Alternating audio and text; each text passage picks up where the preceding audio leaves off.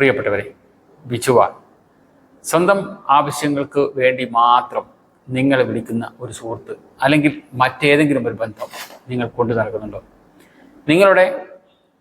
നിങ്ങളുടെ ആവശ്യത്തിന് തിരിച്ചു വിളിച്ചാൽ അദ്ദേഹത്തെ അല്ലെങ്കിൽ അവളെ കിട്ടാത്ത അവസ്ഥയുണ്ടോ?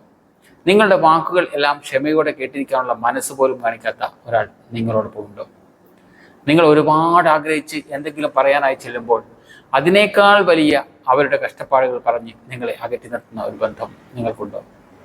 അത് സുഹൃത്താവട്ടെ, പങ്കാളിയാവട്ടെ, കാമുകനോ കാമുകിയോ ആവട്ടെ, ഈ ലക്ഷണങ്ങളൊക്കെയുള്ള ഒരു ബന്ധം നിങ്ങൾക്കുണ്ടെങ്കിൽ ഉറപ്പിച്ചോളൂ, ജീവനം കൊണ്ട് രക്ഷപ്പെടുന്നതാണ് നല്ലത്. കാരണം നിങ്ങളുടെ ഒരു സമയത്തും നിങ്ങൾക്ക് അവരെ ആവശ്യത്തിന് എന്നല്ല ഫോണിൽ പോലും കിട്ടില്ല. ഇനി ഇതിനെക്കുറിച്ച് എന്തെങ്കിലും പരാതി പറയാൻ പോയാൽ അതിനേക്കാൾ വലിയ ന്യായങ്ങൾ പറഞ്ഞ് അല്ലെങ്കിൽ ഉച്ചത്തിൽ സംസാരിച്ച് ദേഷ്യപ്പെട്ട് വാദി പ്രതിയാകുന്ന അവസ്ഥയിൽ നിങ്ങൾ തിരിച്ചു പോരേണ്ടി വരും. അത് തീർച്ചയാണ്.